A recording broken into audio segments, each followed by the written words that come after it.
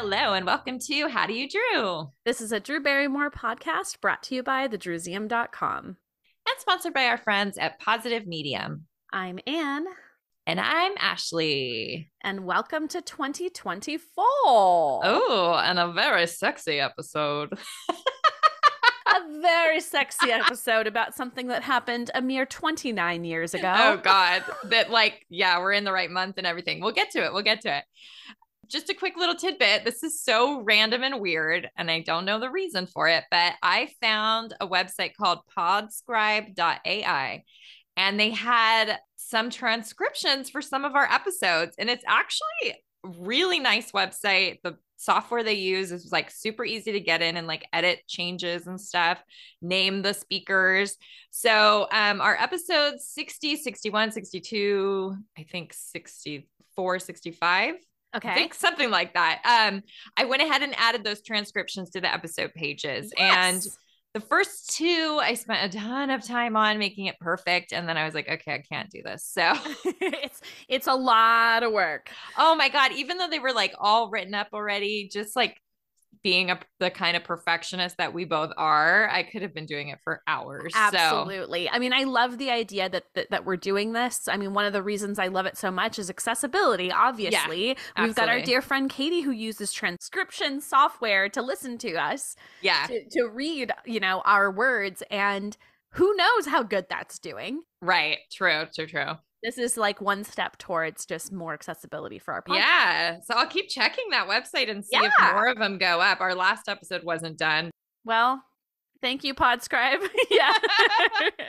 All right. So what else did you want to talk about? This is a follow-up to an old episode 10. Okay. So if you remember, what I think is one of our funnier conversations where we were talking about the subscriber cards that would be inserted into magazines and how they would fling out and fly out. Well, anyway, Drew just did a video herself about these cards and it just cracked me up. I'm filling out my subscriber card to Drew Magazine. It's legit. This is so exciting. No postage necessary. You just throw it in the mailbox. Yeah, she was like marveling at the fact that Drew Magazine had that subscribers card. They've had it for a little while now. They have. And I think we laughed about it when we first got in the magazine because we were like, oh, there we go. Those cards that we love so much. Totally. Yeah. So in episode 10, we were talking about how they fling everywhere, which... That's still a funny. I like when I see them in magazines now. I'm like, do people actually send those in? So it's really great that Drew had. I almost feel like nobody does that, and Drew would just wanted it for the nostalgia. She's Absolutely. Like, maybe one person will send it in this way. I'm gonna go shake a bunch of magazines at the store and report back how many of them had. Sounds good. Let us know. Okay. So what do we have for Drew Loves this week? I love love. Not a lot. So the Drew Barrymore show is on a little break for the holidays. So the only thing, and we'll talk about this later on, she did a different video with someone else, but the only thing I got is that she loves penny tile. And I guess that's tile that's like in hexagon shapes. Well, I think it's also round shapes, but like small ones, because I Googled it. So did I. So we know she loves many more things, but that's all we were able to hear this week. I'm sure we'll have a lot more next episode. Yes. Okay, and it looks like we've got some mail. You've got mail. Yeah, this comes from our friends over at the Instagram account at Drew Barrymore Daisy, and they sent us a nice little comment for the new year. Okay, they said, Happy New Year's 2024. You ladies work so hard to give us the best content, and I'm just so in love with your podcast. I look forward to your treasure troves of more great finds. Oh, yeah, so do thank you. Totally. Like the fact that we had like 2 treasure troves last week, like, oh my God. Come on, keep it coming. Yeah. Okay, so tell me about this week in Drew history, which I'm just going to say it, even though you're about to say it. this one falls on your birthday in 2009. Yes, it does. That's why I picked it. That's part of why I picked it. Okay, so yeah, January 11th, 2009. And just a reminder to you, Anne, that this is the birthday that we went to Disneyland. So we were at Disneyland when this happened. Oh, that's so cool. Yeah. And there's really cute pictures of us from that day. Maybe I'll just share one just to be like, here we are. Yeah. But what we're talking about now is Drew attending the Golden Globes. Mm-hmm. And this is the one where she has the big blonde bouffant hair that a lot of people, I feel like, weren't here for. But I like it. I like this whole look. I love her dress. Oh, she's stunning. wearing that like light, it's almost like a steel blue. It's a John Galliano for Dior gown, and it's just like gauzy and fits her so perfectly. And doesn't it have a really cool like bottom? The pictures like I'm looking at right now, like a waviness to it. Exactly. We would have definitely like gushed about this in our 2009 year in review episode. We did. So I was like, shoot, have we done this one before? But I realized it was from that episode. Yeah. Yep. It's beautiful. Yes. So she was there to present the award for the best limited series, anthology series, or television movie picture with Jessica Lange. And the next year they would win that award for Grey Gardens, which is cool. Yeah. And then I was just doing like a little research, and I found this weird rumor somewhere that was like, oh, we got an explanation for why her hair looked like that. Apparently she was filming a commercial for Ferrari that day. Like, what? No. What? Like they're trying sense. Are we supposed to believe that like she got a massive blowout from doing a commercial for the fast That's what they were implying. Yep.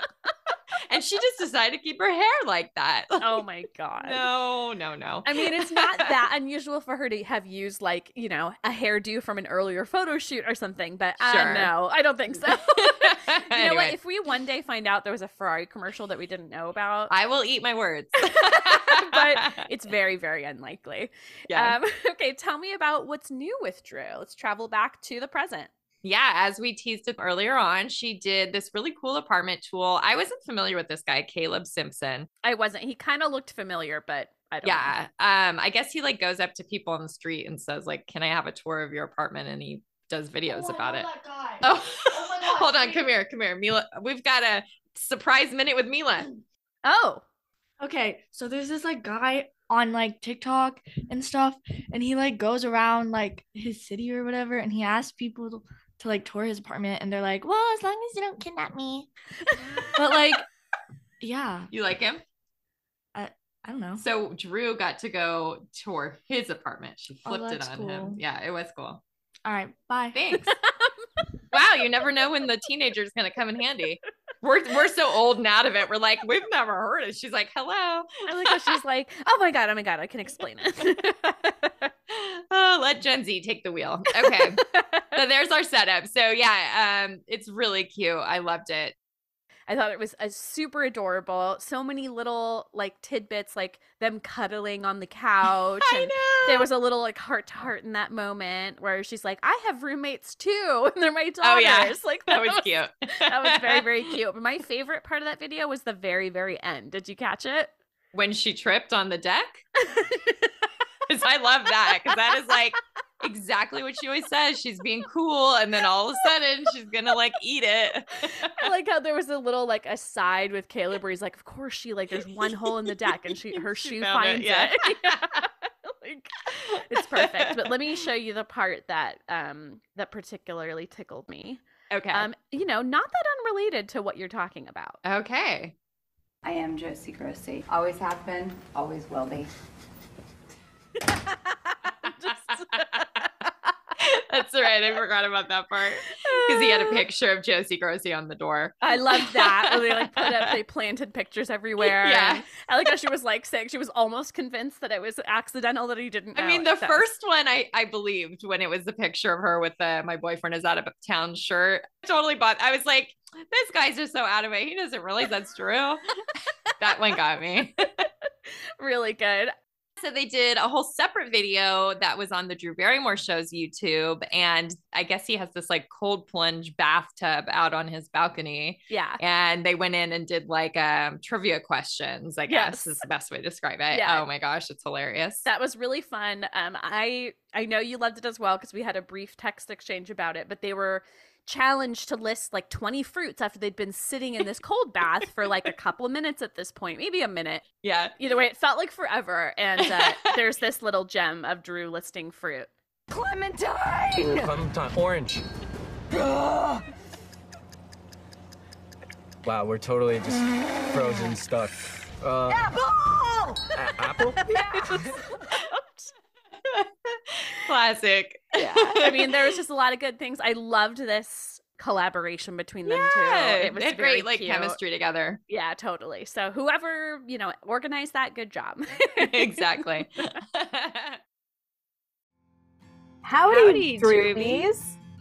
We want to tell you about our sponsor, Positive Medium. We've actually been clients of theirs for at least 10 years, and they take care of all of our website needs for thedrewsam.com.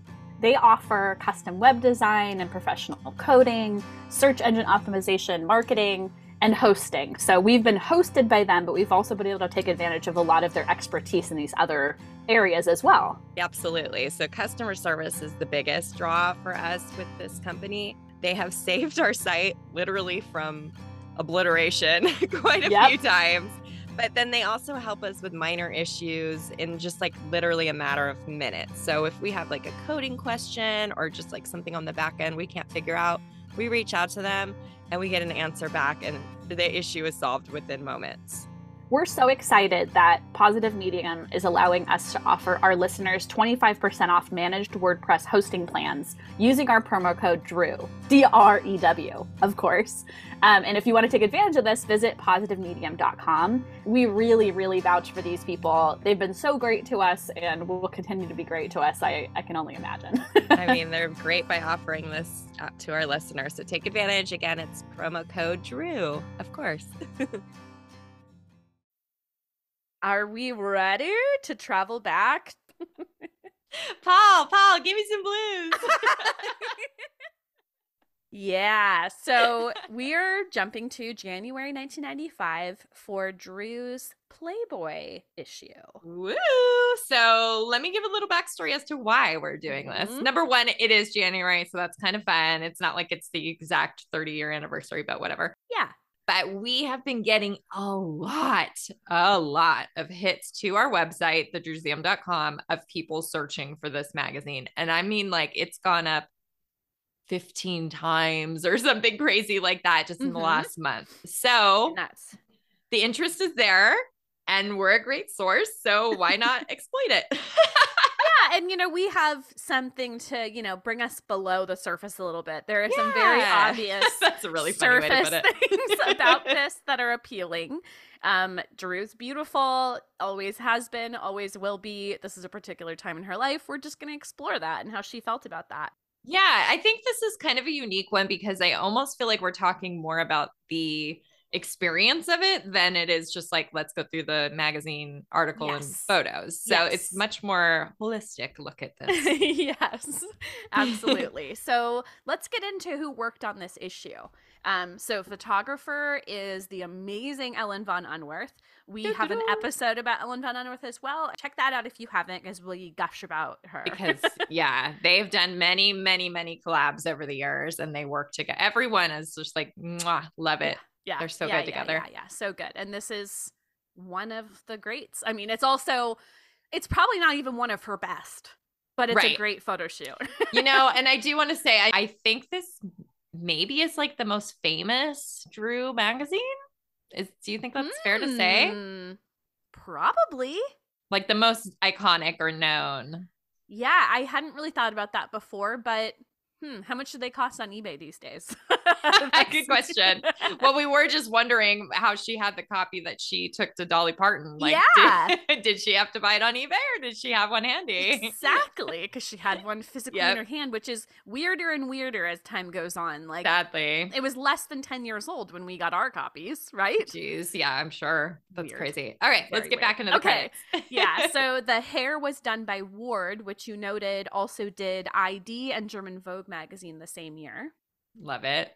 Must be just like an Ellen von Unwerth collaborator. Yep. Makeup was done by Lucia Peroni, who also did V in 2006 and W in 2009. So cool. random. I know.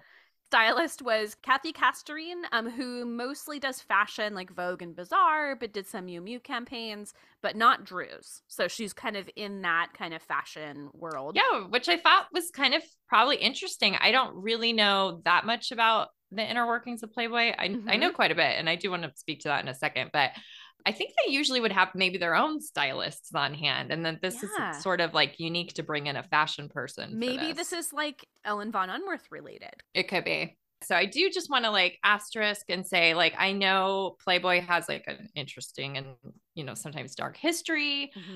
I don't think that we're qualified in this episode to speak to that. And it's not really Drew's experience from what we know. But I just wanted to acknowledge it. There are some really good resources out there, like the Secrets of Playboy documentary.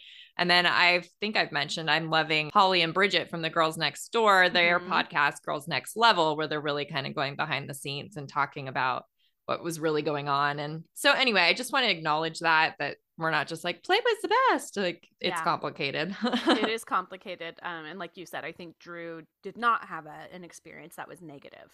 Right. I think it's interesting because Ellen is such a prolific photographer, but it's kind of special if she only really did Playboy because of Drew, right? Absolutely. And because she's done such amazing images of like the female form. Like she has whole books of like beautiful boudoir photographs of not just Drew, like incredible. Yeah. She is to me like the perfect, like towing that line of like sexiness, classiness, flirtation, but it's never like 100%. Exploitative. Yeah. And actually we probably use almost those exact words when we talk about her in our episode. So definitely go listen to our episode. Probably. Because I remember us saying like not exploitative. Like that's kind of ringing in my mind. Yeah, you're probably right. I'm probably quoting ourselves. I know. Okay, so let's talk about where Drew was at with nudity in her life and like why she did it, or at least what she was saying at the time about it. Okay, yeah. So Movie Line 1995, which I feel like we'll get to at some point because that is a great article. But she talks about how when she was deciding to do it, she talked about it at length with Eric Erlandson, her boyfriend at the time. And she said he was like, oh God, but it was like a total adventure. Why not? You know, I'm certainly not afraid of controversy because if I was, I wouldn't be alive. And then she goes on to say the Playboy shoot, you know, everybody's, oh my God, about everything. Half the reason I do things is to provoke, oh my God. There's definitely a side of Eric that likes that I did it, but how he complimented me on it meant the most to me. He's the one person I aim to please that way. That's really sweet. So I just thought that was kind of interesting. Like, I definitely think it's, you know, respectful that she wanted to sort of be like, hey, how would you feel if I do this? But I think ultimately the decision is her own. Yes. It's very her for her to acknowledge, like, my boyfriend at the time was pleased. Yeah. Like, I feel like totally. That's right. It's like she's such a people pleaser. So that felt like, so her, even to this day. And then in Us 1997, which we have talked about that issue, correct? Yeah, we have a great episode on that one. And just kind of talking again about this taking off her clothes phase. She said, yeah, that was fun. Those periods only last so long, so you should take advantage of them. It's a part of that dying on your deathbed, knowing that you've lived every moment to its fullest. And she also said it was about promoting freedom and comfortability. And she said, the only message I had, if there was one, was just to be happy and comfortable in your skin. It was never about exhibitionism. It just happened that my friend and I did this thing one night at this strip club, this performance art trippy place. What's it called? The Blue Angel? The Blue Angel. And then she said the Letterman thing happened and the Playboy thing had happened before that. So it kind of seemed like it was a taking off my clothes period. Yes, I love this like response in the same article. She said, you know what came after that? The scarf period. From head to toe, I wouldn't show a fucking thing. Which is kind of true. It is, yeah. But up until like maybe when they did Charlie's Angels, she started to kind of do like more risque shoots again, right? I mean, that's true. Yeah. Yeah. But pretty much. Okay, so do we want to get into the photos? Yes. Let's talk about the cover real quick. It's adorable. I love this picture of Drew. Yep. We've kind of gone back and forth, but I think this was the first time that we got a really good look at her butterfly tattoo on her belly. So she already had it for a while. We misspoke in our tattoo episode about when she got it. She'd had it for quite a while, maybe like 9 months or something. But this was the first time it was really like on display. And I mean, in all the pictures, they're some of the best views of her tattoos that you're ever going to get. And then do you know this thing that Playboy would always have a hidden bunny on their cover? No, I didn't. Oh, okay. Yeah, it's kind of fun. Like, so sometimes it's very like abstract, but Drew's is literally just the one that's on her t-shirt. So that one's not hidden really. Okay. Yeah. But do you think that the bunny is photoshopped on the shirt? I feel like it's a little too perfect as far as its placement. Me too. I do think that her underwear are like the purple ones that she wears later in the shoot. Yes. They look totally not real pink, but it does match the like her name on the cover, which is in this weird font. Yes, which is in this weird font that feels like Web 1.0. It's really funny. I mean, it probably was. Yeah, but I'm thinking about the Jane where they photoshopped me too. much later. Yep. Like, what was the year? 2004. Yeah, it was about voting. Exactly. So I'm like, I almost am like, one day we might see this without the shirt, without that thing on there. Without the bunny. Yeah. But it just looks too crisp. I think so too. I almost feel like I need to look closer to know. And I know based on Holly Madison's, she actually worked in the Playboy studio for a while doing photo shoots and stuff. They really tried to not do much after the fact. Like they tried to do most things in camera. They really didn't do a lot of retouching, but I still feel like this one, I have my doubts. Yeah, the cover at the very least. Yeah. Okay, so as we mentioned, Drew just did an interview with Dolly Parton on the Drew Barrymore show, and she brought both of their Playboys, and I thought this was fun because she kind of describes how she looks on the cover. Here we go. Oh, look at us. Well, I had on less clothes than you. Oh, you were showing your little butterfly and your little belly, and I'm showing my big, big personality. The butterfly connection also speaks to me because butterflies meant so much to me as a kid, and they're such a signature for you. And here we are, and I feel like, I mean, I'm looking a little come hither in this photograph, but oh, well, you look cute. I like how she's like, I'm showing my big personality. That's so Dolly. Yeah, so cute. Yeah, but the cover's classic. I will say this is one funny thing when I think back to like regarding collecting with this is that when we acquired a whole bunch of Rob Brink's collection, he had like tons of foreign Playboys, and I think we were like, no interest. And I think he ended up selling them because I don't have them unless you have them. Oh, that's so weird. I thought you did take them. Maybe not. Okay. Interesting. Because I feel like Rob maybe made some comment, like he was like, thought he could make money off of them or something. Which maybe he's right. But they are, I mean, they are like slightly different. Yeah.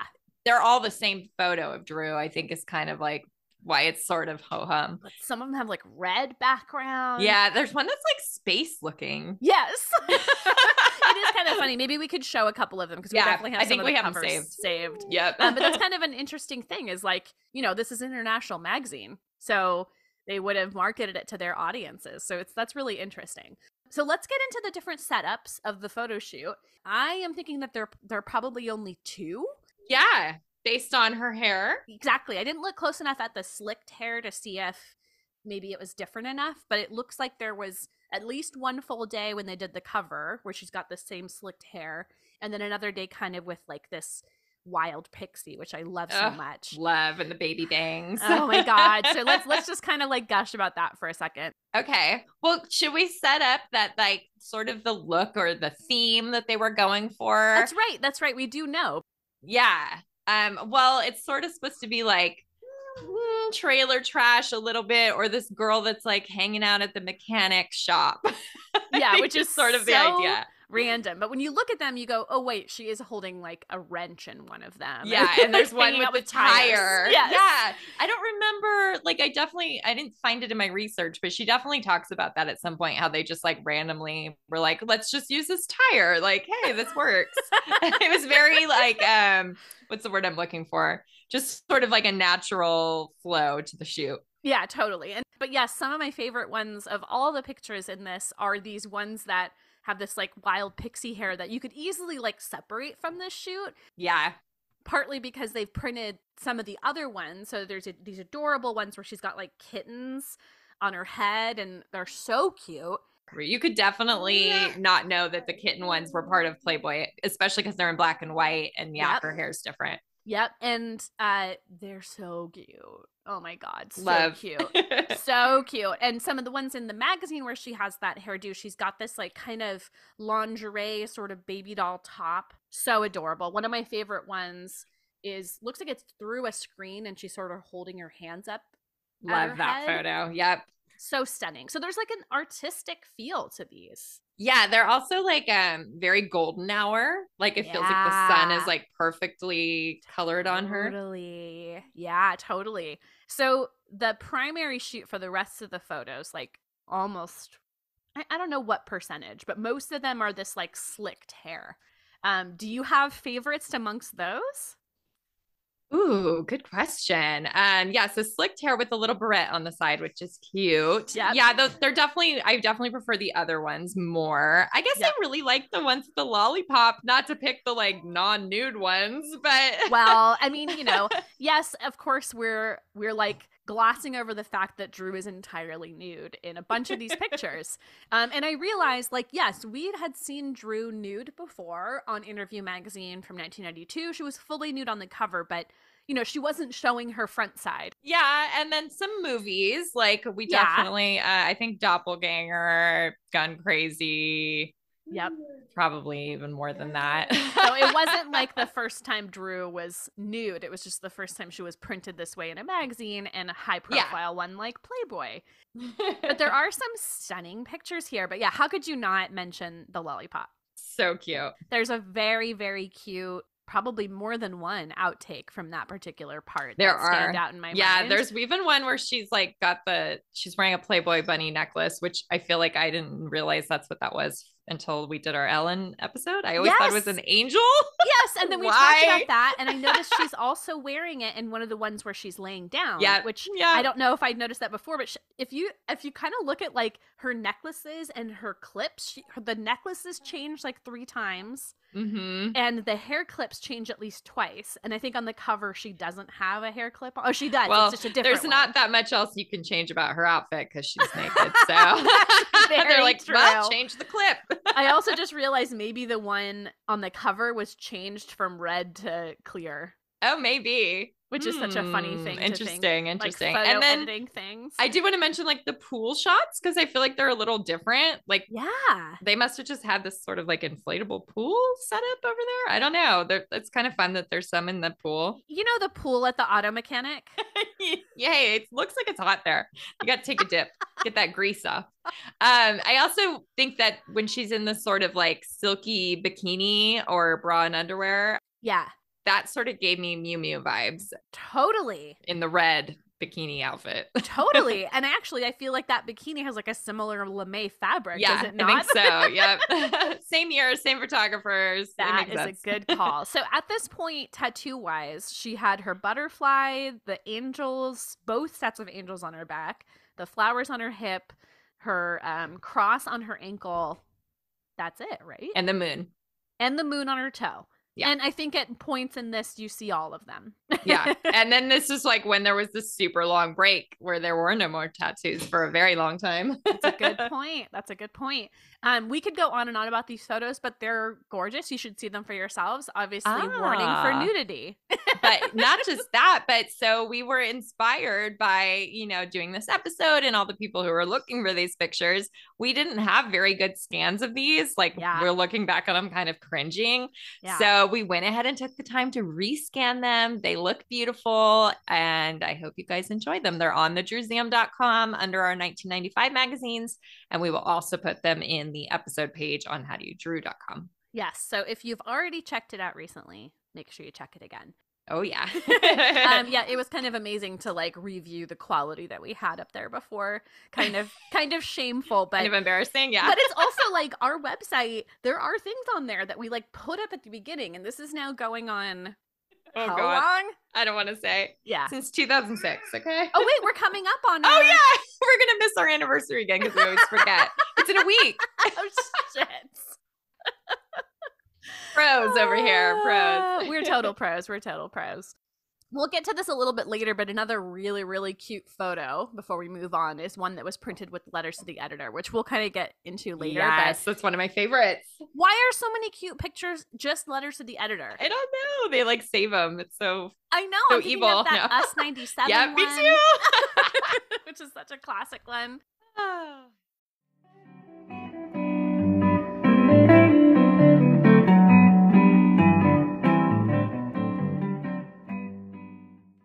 Okay, and we're going to do something we've only done one time before in this episode, and we're going to just read the article in its entirety because it's short. Very and short. Well written. And it's kind of interesting the way it's done. It's sort of just like segments on a page here, another segment on a page over there. It's still a little different. And I don't think it is attributed to anyone. I don't know who wrote it. Oh, weird. All right. So no specific attribution. Confirmed. Okay, so should I jump in? Let's do it. All right, here we go. So the article starts. Who is the real Drew Barrymore? You may know her as one of Hollywood's sexiest young actresses, the one who put the sizzle in her latest film, Boys on the Side, and wielded a 6-shooter in last year's feminist Western, Bad Girls. Or maybe you recall her star turn in the Amy Fisher story, the version that beat all the others in the ratings because only Drew had the sweet tart stuff that might make you identify with Joey Buttafuoco. Well, I gotta interject there. It makes you maybe identify a little more with Amy. And by the way, if you like the Amy Fisher story, go back and listen to our episode a couple episodes ago with the new movies that made us gay guys. It's a really fun listen. Absolutely. That was fun to have a reason to rewatch that. Okay, so Fright film fans know her as the engine of sexual obsession in Poison Ivy and Doppelganger. The engine of sexual obsession. Wow, what is this? And like how, this is the quote. A psycho bitch from hell, raved Joe Bob Briggs. Spielberg fans know her as the little girl in E.T. the Extraterrestrial. Theater historians know of her acting ancestors, particularly her grandfather, John Barrymore, in spite of, or perhaps because of, her pedigree. She doesn't talk much about her past. After I became famous through E.T., my life got really weird. One day I was a little girl, and the next I was being mobbed by people who wanted me to sign my autograph or pose for pictures, or who just wanted to touch me, she said. I was this 7-year-old who was supposed to be going on a mature 29. Now 19, Drew has had to grow up fast. But after fighting off the temptations of celeb life, she once again put her talent to work and began showing some of the same magnetism Grandpa John had. Yes. You may be looking at the film female of the 90s. Love it. I love the magnetism Grandpa had. Grandpa John. Oh, good old Grandpa John. That's a good intro because I feel like it like takes us through what she does. She doesn't even really, does it mention rehab? It just says like she's been through some shit. So yeah, it's actually very well done. Yep. Yeah. So okay, later on here's another little paragraph, and this is fun too. And this is also like so interesting to look at through today's lens and how Drew is looked at now. Yeah. Okay, here we go. Nymph, mall, object of male fantasies. In movies, Drew seldom plays the type of girl you want to take home to mom. Her bad girl persona isn't all play acting, she admits. She loves to have a good time. And with the way she exudes youthful exuberance and sex appeal, good times often find her, even when she isn't looking. Perhaps that's what made her Amy Fisher, a kind of working class Lolita for our time. But Drew can play even more tempting types than she has shown so far, now that she has blossomed into young womanhood. The proof is on these pages. All you have to do is keep turning them. But I kind of love that it's acknowledging this as a type of play acting, because that's what it was for her. Totally. And then it continues. In the Hollywood of John Barrymore's day, a glimpse of stalking was considered quite shocking. Nice little poem there. Even in our less repressed era, his granddaughter has usually shielded away from nudity on film. A glance or a smirk served to suggest the passions that drove the killer beauties Drew has played, but audiences had to imagine the rest. Once she became old enough to vote and do other adult things, however, she decided to do the nude scene to end all nude scenes, her own Playboy pictorial. What Drew calls her, quote, sexy girl act, unquote, made a strong impression on us, especially when we began to suspect she was only being herself. Even at 19, Drew retains a stubborn streak of teenage goofiness in her, a teacher's pest wildness that you can't miss in these photographs. But there's something else on display here as well. call it womanhood, a quality that allows Drew to seem Venus-like even while she's riding the waves at an inflatable raft. As she regards herself in the looking glass, she must see what she sees. We certainly do. That's cute. It's really cute. This is really well written. Okay, I don't super like this part because I don't really like, let's talk about that she's a teenager. Like that is, this is a theme of this podcast where we're kind of grappling with looking back on the way she was treated as a teen. But anyway, this paragraph, fine. She still acts like the teenager she is. She may drive too fast, dress too slinkily, and make faces when she's supposed to be serious. That's definitely still true. But today, she's also unveiling a maturity that many Barrymore watchers never expected to see. It is the answer to the question we started with. Who is Drew? Surprise, she's a woman at last. It's not terrible. Yeah, I just still am like, but I know the acknowledgement of like, yeah, we know she's young. She's a teen. Here's some more. Drew tells us that she decided to do this pictorial because of her respect for lenswoman Ellen von Unwerth, whose photographs she calls works of art. She adds, I was also intrigued about working with Playboy, and I thought the amalgamation of everyone doing this together would be an amazing and daring adventure.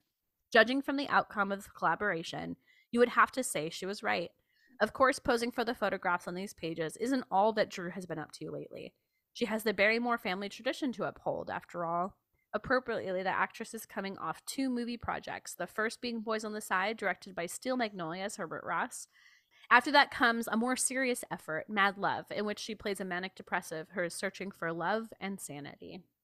Love that. And we've covered both those movies. Yeah. You can hear us gush about how much we love Drew in those if you want to. And then we finally end by saying, but while you're watching her in the movie theaters, Drew will be out of here. She's taking off on a world tour to expand my mind, quote unquote.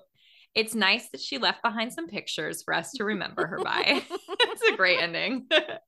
Well, do we know also exactly when these were taken? That's kind of another question. I would love to know that. Yeah. I'm going to say like late summer.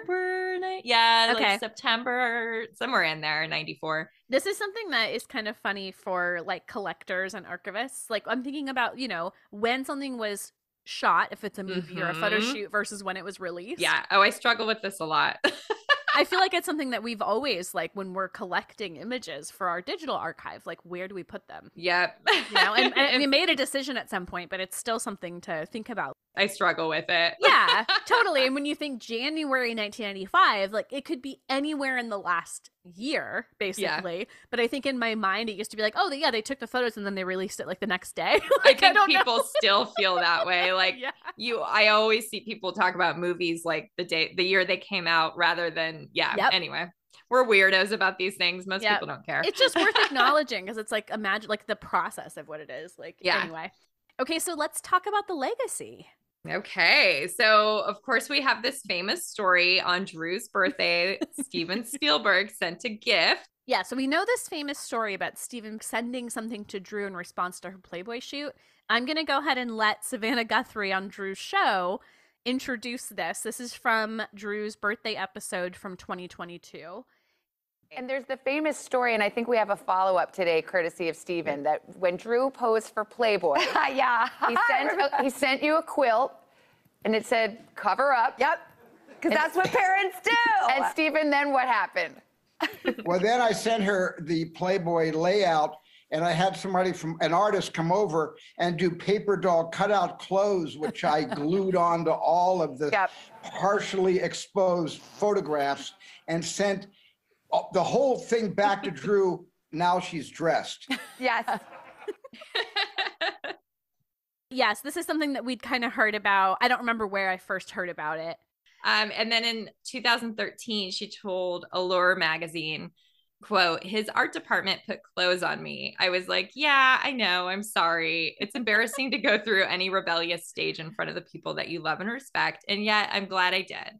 I'm glad I've lived such a full life before I settled down into a family because I got to enjoy it and get it out of my system, which we'll hear a lot as we go through this. Yes, getting it out of her system. It was a time in her life where she was taking her clothes off. Yes, all of that. Okay, and we teased this letters to the editor earlier, and I think it's worth reading them because there are some that are like definitely criticizing, but not in a way that I think it's okay for us to read them. And it is like kind of interesting to hear what people had to say about it at the time. Totally. Yeah. Okay. So there's, of course, I mentioned there's an adorable picture in this, and I don't know if it's from the issue directly following. I'm guessing it may have been, or the one following. Yeah, I'm not sure. But anyway, so the first one says, I love the Drew Barrymore pictorial, but I think you went a bit too far. You took away her clothes, but did you have to take away her eyebrows? Rude. Although when you sent me the fresh scan of the cover, I was like, wow, I forgot how impossibly thin those eyebrows are. So good. This next letter says, yes, I know that Playboy is purchased for its articles, but Drew Barrymore jump-started my heart. By the time men reach their 30s, they generally pass the pinup on the wall phase. I plan to reverse this. Like, one. Yeah, sure, there's a little bit of like, okay, gross, but it's also like, yeah, come on. Drew. Yeah. This one is funny. If E.T. were around to see the Playboy pictures of Drew Barrymore, his finger probably wouldn't be the only thing to light up. Are we meant to believe that E.T., the extraterrestrial... I don't want to go any further with that thought, Anne. I'm going to cut you off right there. Okay, next. This one's really rude. It just says, why didn't you airbrush those nasty tattoos? Get over yourself, Roberto Santiago. Yeah, I'm going to call you out by name in Cleveland, Ohio. You're probably pretty nasty yourself. Close-minded. Okay, and then lastly, I like this one because the last line. I just subscribed and the Drew Barrymore issue showed up in the mail. She's definitely fly. 90s. Yeah, 90s. And for those of you that don't know, that means she's looking good. Okay, so other things having to do with kind of the legacy of the issue. Well, oh my. Okay, so this is sort of a weird little sidebar. Drew's mother, Jade, she posed for her own feature inside of Playboy for their September issue that same year. Yeah, because why not? Yeah, Drew wasn't really a fan. She told us again in 1997, how would you feel if your mother posed for Playboy? I didn't like it. I thought it was inappropriate. That's all she had to say about Just it. But a tad, but that's very diplomatic, Drew. Yeah, there's definitely a cringiness. And I think it was even called Jade's turn, which is just like, oh, God. Okay, Jade. And then we just wanted to also say that Drew has attended a few parties at the Playboy Mansion, like in the early 2000s, and they filmed a scene for Charlie's Angels Full Throttle there where the angels were dressed as nuns. Which is really fun. How do you reconcile your feelings that you're the least sexy person in the world with the reaction you get when you pose nude for a magazine like Playboy or you flash David Letterman? How does that work? I don't know, but I'm just so glad I got to have a moment of that in my life. I hope it comes back because it's gone. I don't it think left, so. And I would love it to come back. And also, when my boobs are hanging down at my feet when I'm older, I'm going to be like, look at where they were once. Look at that. Woo! I mean, that's so great. And then let's just get into like what Drew has said since then, kind of, you know, in response to having done that in the past. In 2002, she said, I'm going to be able to look back at it and remember that gravity was once my friend. That says a lot without saying much. And then in 2005, she told people, back then I had a spontaneity and wildness that I totally don't have now. No more Playboy, no more standing on Letterman's desk. I don't regret any of it. I'm just past it. I'm glad I was that free. I love that. And then about 10 years ago, she said on ABC News, she said, I celebrate that I had any sense of freedoms at a certain point because I don't feel like that now. And then this is weird, but somebody asked if Olive ever wanted to pose, like how would she feel about that? Come on. And at the time she was a toddler. Anyway, so Drew said to that, my life choices are not supposed to be the gateway to somebody else's. That's my journey. The best kind of parent you can be is to lead by example. And whatever I've experienced in my life is a part of my story. And I'm proud of that. I love that because she's not like ever apologizing for doing this. She's like happy she did, but she's not like, but yeah, everybody else should do the same thing. Like it's just. She's not really a person who has regrets, which we love about her. I mean, the fact that she's brought it up on the show multiple times, kind of amazing. We have a clip here of her talking to Pamela Anderson about their shared Playboy experience. I felt like when I was doing Playboy, I was taking my power back, which is what you said in the documentary. Yeah. But when I was doing like Playboy and being a wild child and being free and discovering myself and growing up. Right. You know, I mean, we were growing up, we were young. That's a great way of putting it. Like, again, she's just like, yeah, this is where I was. That's cool. And then this is really funny. I don't know if you saw this. So Natalie Portman was on her show just a couple weeks ago. And she was asked, one thing you'd never do for a role. Ooh, that's a good one. Show my boobs. Is that really prude? No, it's not. I'm just always like, I don't want my kids to see pictures online. It's like, I don't know. I didn't know there'd be an online when I did it. I was like, good luck finding that magazine under some weird guy's bed in some random house. Oh, no, it's going to be, okay. Okay. But no judgment, darlings. Okay. No judgment, darlings.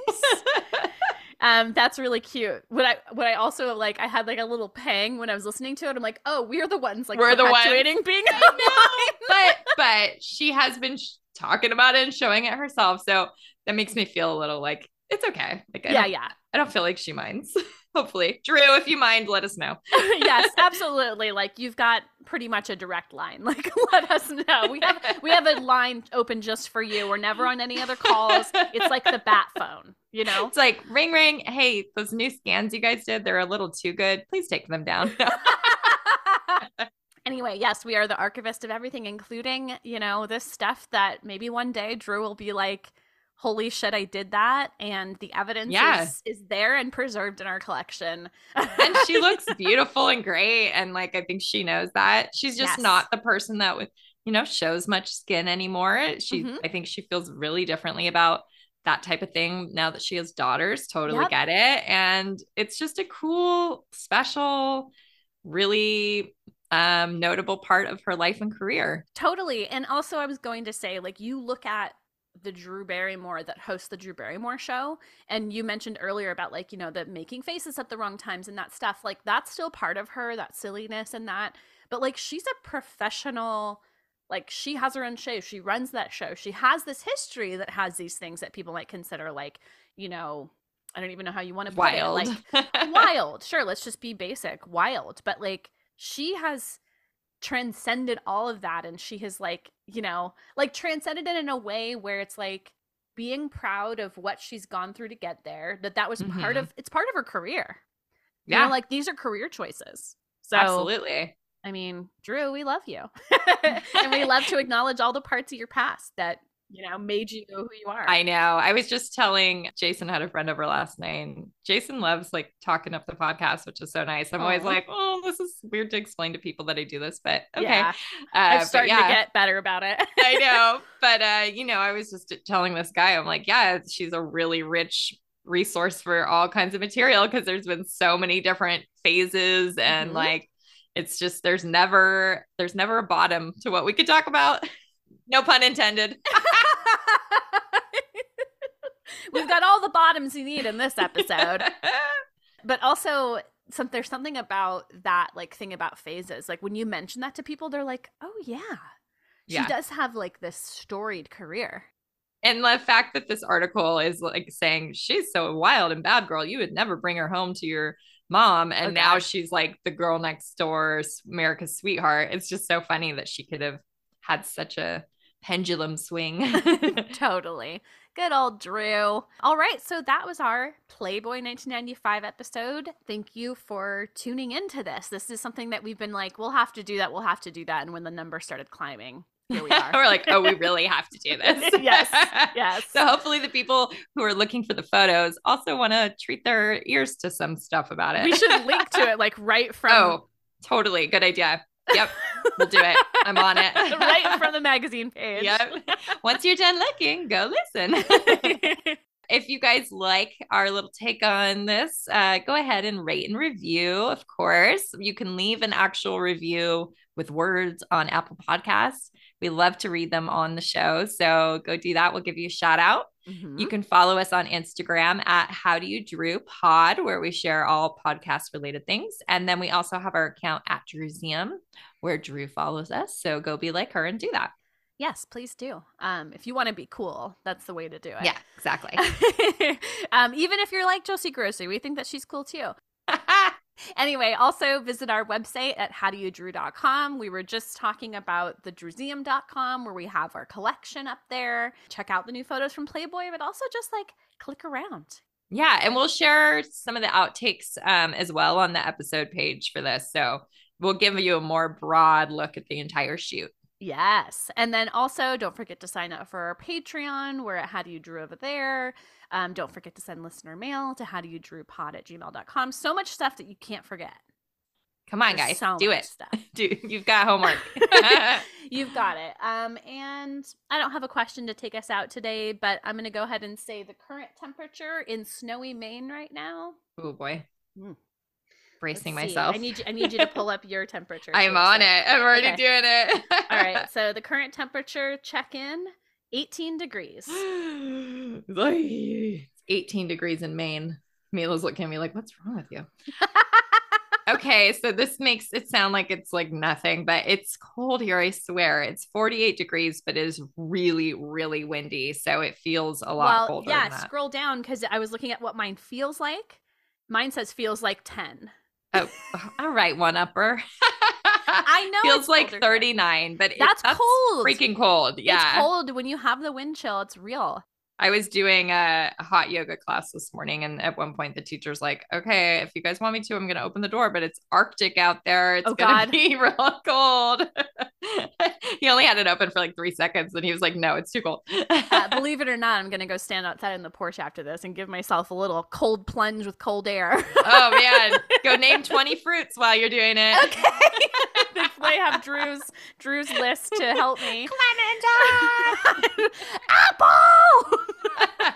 All right, everyone. Thank you for listening to the very end. We'll see you next Tuesday. Thank you. Bye-bye. And happy birthday, Ashley. Thanks. Bye.